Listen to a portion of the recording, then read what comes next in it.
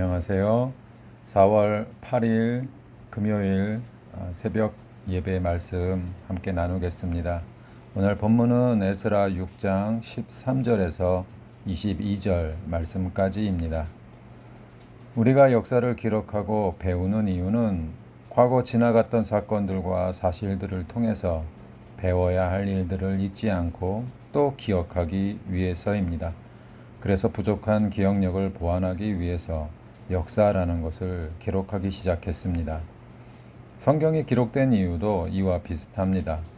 하나님께서는 하나님의 역사 가운데 행하신 일들을 알려주시기 위해 성경이라는 책을 만들어 기록하도록 하셨습니다. 그리고 하나님은 오늘도 그 역사를 만들어가고 계십니다. 오늘 본문의 말씀을 통해 하나님은 우리의 삶을 이끌어 가시는 분이심을 말씀을 통해 함께 나누겠습니다. 다리오 왕은 고레스 왕의 명령서를 찾은 후에 그 내용에 근거해서 멈추었던 성전 공사를 합법적으로 승인하고 왕명으로 아무도 방해하지 못하게 만듭니다. 사마리아 사람들과 이방 사람들이 성전 재건을 방해하고 싶어도 방해를 아예 할 수 없도록 그렇게 하신 것입니다. 총독 다뜨네와 스달보스네를 비롯하여 여러 페르시아의 공무원들은 다리오 왕의 조서를 받고서는 더 이상 지체할 수 없게 된 것입니다.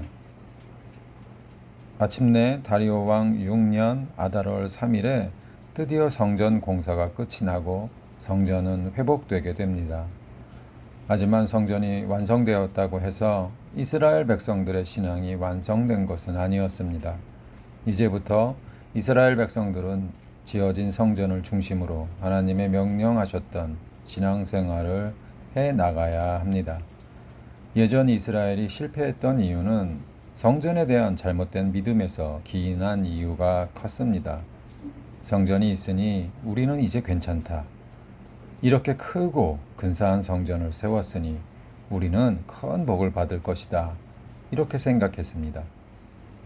성전이 중요한 것은 성전이라는 존재 때문이 아니라 그 성전에 누가 계시는지가 중요한 것입니다.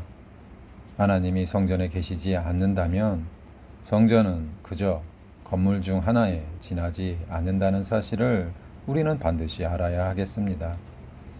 그래서 하나님이 약속하셨고 시작하신 성전 재건의 공사에 어려움을 주셨는지도 모르겠습니다. 하지만 자신의 백성들이 갈 길을 잃지 않도록 선지자들을 보내셨고 백성들은 그런 선지자들의 권면에 따라 성전의 공사를 진행하자 그 일은 형통하게 되어 완공까지 하게 된 것입니다. 하나님의 일을 한다고 하지만 어려움은 언제나 우리에게 있습니다. 그 어려움은 우리에게 필요한 시련이고 또 문제입니다. 우리가 알아야 하는 것은 하나님은 자신의 일을 결코 수정하거나 멈추시는 분이 아니라는 사실입니다. 본문의 이스라엘은 연약한 사람들이었습니다. 성전을 재건하고 있었지만 여전히 페르시아의 지배 속에 살고 있었던 사람들이었습니다. 여전히 눌려있고 여전히 변화되지 않는 환경 속에 살아가는 사람들이었지만 하나님은 이런 모든 환경과 조건을 뛰어넘어 자신의 계획을 이루어 가시는 분이심을 이 성전 완공은 우리에게 말씀해 주시는 것입니다. 기쁘고 즐겁게 또 감격하면서 성전 봉헌식이 진행이 됩니다. 이때 드려진 짐승의 숫자는 솔로몬 왕이 성전을 건축하고 봉헌식 때에 드렸던 짐승에 비하면 약 200분의 1 정도에 불과했습니다. 하지만 여러 어려운 과정을 겪은 후에 드려지는 기쁨과 감격의 크기는 아마도 다르지 않았을 것입니다. 하나님께서도 학개 선지자를 통해서 이 성전이 이전 지은 성전보다 더 영광을 얻게 될 것이고 평강을 얻게 될 것이다 라고 격려해 주셨습니다.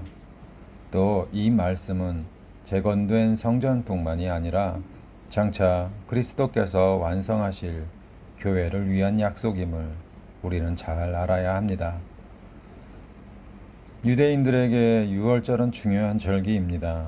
애굽에서 노예로 살다가 하나님의 능력으로 자유의 몸이 된 날을 기념하는 절기였습니다. 뒤돌아보면 자신들 또한 바벨론에서 노예처럼 살다가 하나님의 은혜로 다시 예루살렘으로 돌아온 것은 기적과도 같은 일이었기에 기쁜 마음으로 유월절 절기를 지키게 됩니다. 유월절을 지키기 위해서는 몸을 정결하게 해야 하고 또 자신을 위해서 유월절 양을 잡아야 합니다. 유월절의 핵심은 바로 어린 양을 잡아야 한다는 것입니다. 어린 양이 없으면 유월절은 아무 의미가 없습니다. 이스라엘이 지켰던 유월절은 이제 새 언약으로 바뀌었습니다.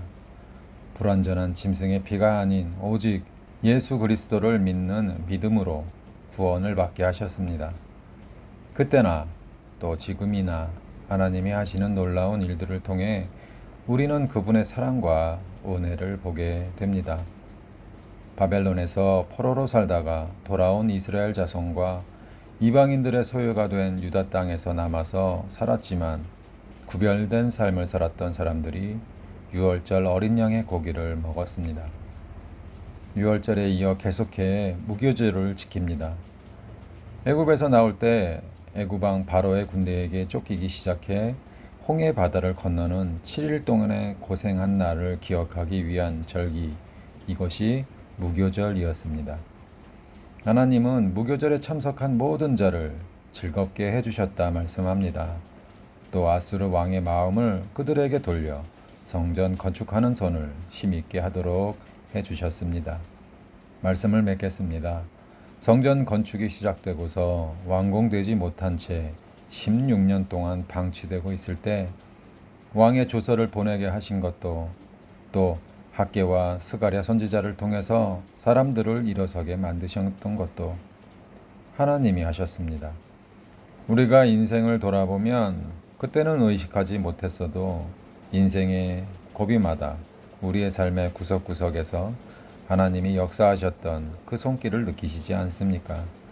우리는 유월절 절기를 지키는 사람들이 그랬던 것처럼 우리의 삶이 정결하고 구별된 삶을 사는 것, 우리의 마땅히 행할 의무입니다.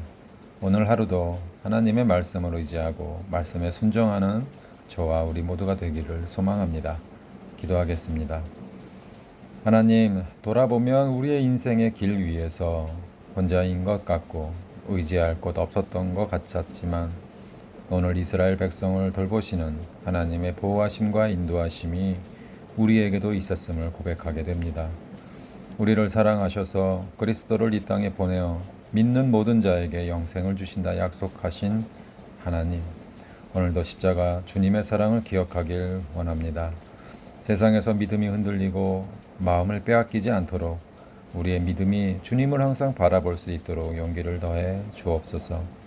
두려움과 염려는 주 십자가 앞에 내려놓게 하시고 오늘도 성령의 인도함을 쫓아 살아가는 우리 모두가 되게 하옵소서. 감사드리며 예수 그리스도의 이름으로 기도하였습니다. 아멘. 오늘도 좋은 하루 되시고 감사하는 하루 되시길 바랍니다. 감사합니다.